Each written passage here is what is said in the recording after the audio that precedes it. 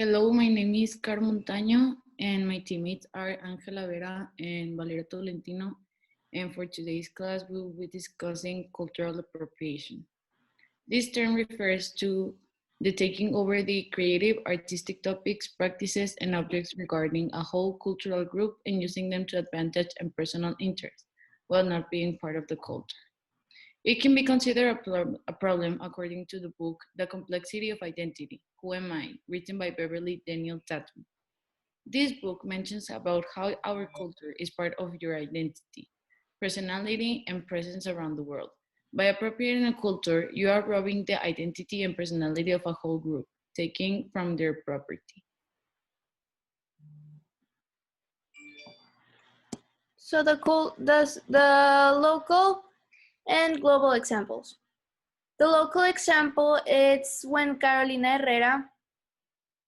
Herrera's creative director on the 2020 collection got inspired by Latin culture, more specifically the indigenous Mexican culture for her 2020 New York Fashion Week collection. And the global example was when Givenchy used for inspiration Latin American culture, and its main hairstyle was baby hairs, and the collection was called Chola and Victoria, when Chola is an Aztec word that is used for degrading immigrants. Here are the pictures of the local example, and here are the pictures of the global example. For the professionals involved, the professionals that are involved in this problem are the ones guided by art, design, and sometimes spirituality. Some of the specific professionals that are involved in the problem are fashion designers, musicians, and spiritualists. Fashion designers can take inspiration from other cultures when they literally copy aspects from the cultural clothes. The musicians can include sometimes verses that contain parts of a specific cultural beliefs, and spiritualities can use diverse cultural practices from different cultures. Some conflicts arise by the problem are that people are not informed enough about the topic and that start forming opinions that are not sustained by actual facts, but more of how they perceive the theme. It can also be a conflict to confuse cultural appropriation with appreciation. Admiring and learning about a culture is very different from taking advantage of the history and embracing it. Some codes of professional ethics are designers, artists, etc. should investigate and be more informed about the diversity and the history of the culture before they start working on it. A coherent and authoritative perspective from a professional in the issue should be involved before actually performing any action. Acknowledge that the tradition and history of a culture should not be stolen for the benefit of a simple work. Trader in cultural property must not sell small parts of a complete item that is an item of cultural property. We found some initiatives for this problem. One of them is Groundwork for Change, a public level initiative that spreads awareness by informing people about the real meaning and how much damage those cultural appropriation can take in a subordinated culture. Also, Project Humanities by the Arizona State University. This is a private level initiative that implements events to the university to teach students and outside people what is cultural appropriation. They also debate locally and nationally the notion of cultural sensibility and also debate to stop the cultural bias, racial, and insensibility. Also, the UNESCO, the United Nations Educational, Scientific, and Cultural Organization, the specific culture sector from the UNESCO creates different conventions and programs to protect heritage and cultural creativity in different forms of ways.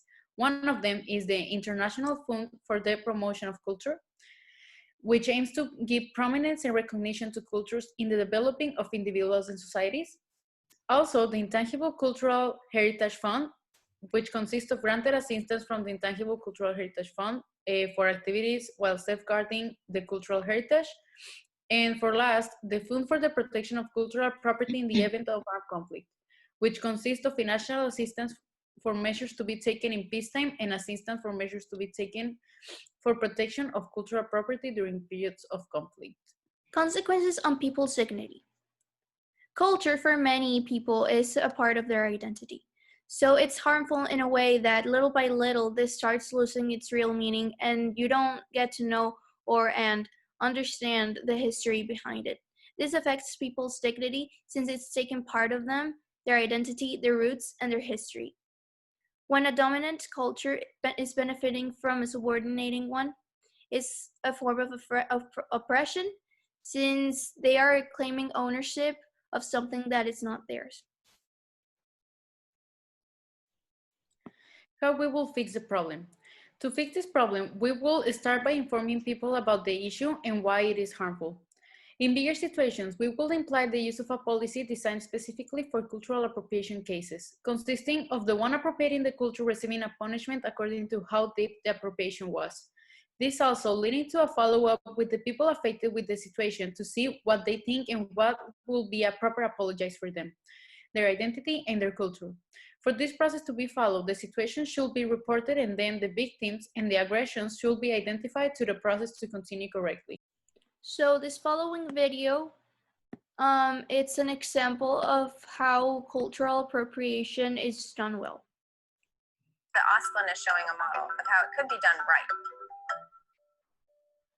If I do a project, it must be something common, sharing values, sharing vision, sharing economics, sharing things. Metsavat is a UNESCO ambassador who's had a relationship with the Ashaninka tribe in the Amazon for years. He's helped build a school, befriended their shaman, and even designed a new logo for them. On his recent visit, he emerged with concepts for his 2016 spring fashion line. He didn't copy designs, but he was inspired by them.